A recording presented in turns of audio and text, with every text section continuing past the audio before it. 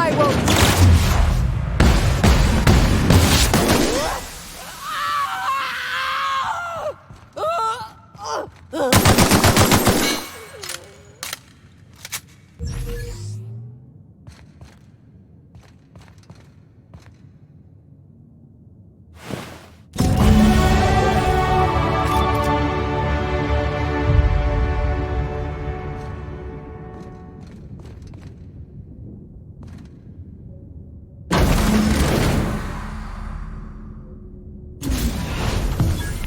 You don't know how glad I am to see you.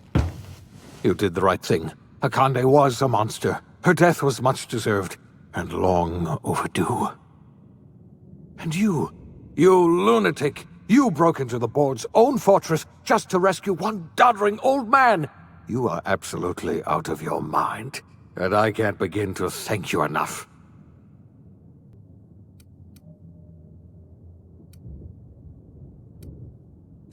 What? Break into the most heavily guarded facility in the most hostile world in Halcyon? No, I have absolutely no idea how you did it. You're a goddamn miracle worker.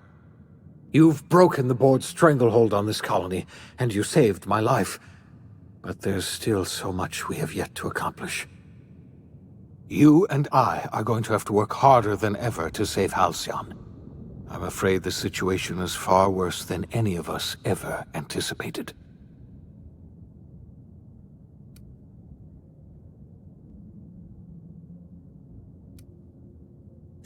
I would like nothing more than to celebrate this victory, but we have a serious problem on our hands. Earth has gone dark. We haven't received a single message in 3 years. There's been no communication, no signals, nothing.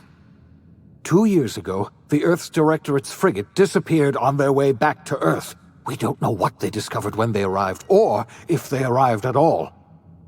We're in serious trouble, my friend. Do you know what this means for Halcyon? We can't rely on Earth for support anymore. We've been cut loose. We're entirely on our own.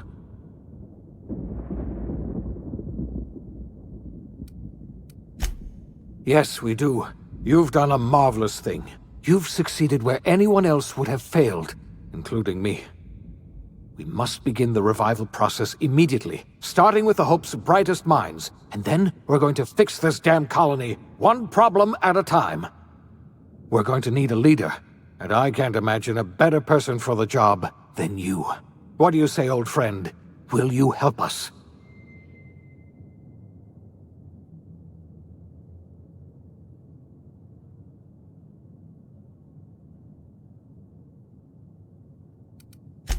I can't tell you how glad I am to hear that.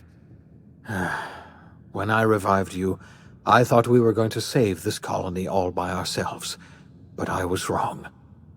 We can't save Halcyon on our own. We're all going to have to pull together, somehow. We are not a colony anymore. Our last connection to Earth has been severed. I don't know if we'll survive, but we're going to have to try our best.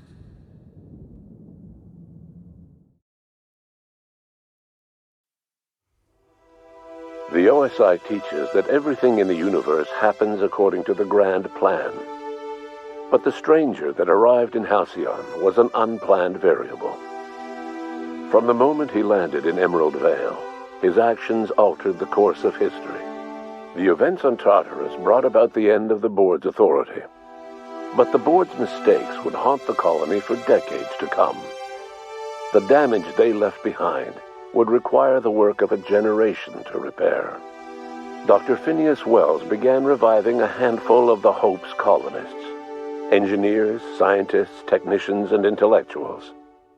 They were among the brightest minds the Earth had ever sent out into the stars. The Hope scientists and engineers woke up in a colony descending headlong into total collapse.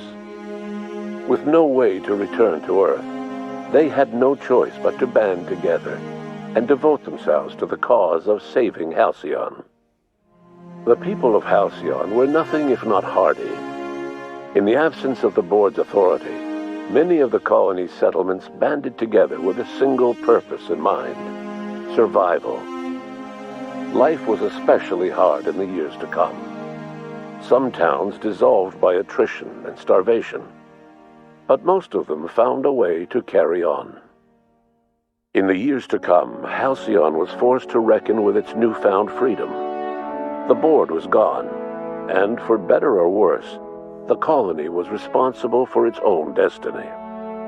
As the colony struggled to survive, the inspirational story of the iconoclasts spread like wildfire, and Graham was able to bring many of the smaller Terra-2 townships into the fold.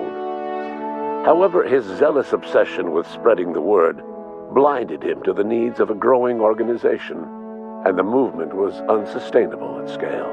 The iconoclast way seemed to work best, and ultimately petered out on Monarch. Sublight Salvage adapted to the changes in Halcyon, shifting their business model to suit the times. Their claims of legitimacy were scrutinized, but ultimately unquestioned. Lilia Hagen would continue to protect her family as ruthlessly as ever. After returning to Edgewater, the deserters negotiated workplace reforms with Reed Dobson, including a single day of rest, which came to be known as a weekend. As the world around him changed, Dobson found himself pining for the old days. He was known to spend his weekends in the cantina, nursing one of the few remaining bottles of Zero-G, and repeating to himself, "It's not the best choice, it's Spacer's choice." Under the leadership of Junlei Tennyson, the Groundbreaker held firm against corporate influence. The ship's mechanical stability gave Junlei the time to educate a promising generation of engineers, schooled in her family's traditions. The future of the Groundbreaker looks promising. The rediscovery of the Hope and the abandonment of the lifetime employment program forced Byzantium to come to terms with some uncomfortable realities about the state of Halcyon. While Byzantines were reluctant to surrender the luxuries they'd grown accustomed to, the board's diminished authority gave them little choice in the matter. Nearly everyone had to learn to make do with less. Some even had to get jobs. It was a dark time indeed. Before his untimely death, Captain Alex Hawthorne had plans to restore and modify, for combat purposes, a sanitation and maintenance automechanical that he'd found in a state of disrepair in Emerald Vale's scrapyard. That unit remains broken down and forgotten in the unreliable supply closet to this day. Minister Clark was released from house arrest, and his contact with you gave him a sense of renewed purpose and vigor. Once it became clear that no help would be coming from Earth, he threw his considerable efforts and talents into helping Halcyon manage the crisis before it. As for Dr. Phineas Wells, he spent his remaining years in his orbital lab. Though he was always haunted by the failures of his past, he was determined to make things right by building toward the future.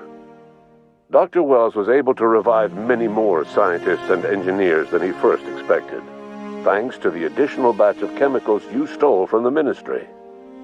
Wells never forgot about the human lives that were lost in acquiring these chemicals. The revival project was hard and painful work, but in the end, despite limited resources, over half the Hope's colonists were successfully revived. Even after Wells passed away, the Hope scientists and engineers worked night and day to pull Halcyon from the brink of collapse. Their efforts continue to this day, which may be reason enough for optimism. Dr. Wells laid the groundwork for the project to save the colony, but he would never live to see the fruits of his labor. He passed away a few years later. His work was carried on by the scientists and engineers he revived. Life will never be the same in Halcyon. It is widely agreed that the colony has a chance of stabilizing within a generation, owing to the hard work and determination of the surviving colonists. Recovery is a distant goal, and the path is long and uncertain. But the people of Halcyon carry on, determined as ever. And what about you, the unplanned variable in the history of Halcyon? Long after Wells passed away, you carried on his work with more energy, determination, and brilliance than he could ever muster. The years that followed were hard, but Halcyon survived by the efforts of the host's most promising colonists, the greatest of which was you. No one knows what's happened to Earth, and no one knows what the future has in store for Halcyon. All we know for certain is this: the name of the Unreliable and that of its intrepid captain will remain the subject of countless stories for years to come.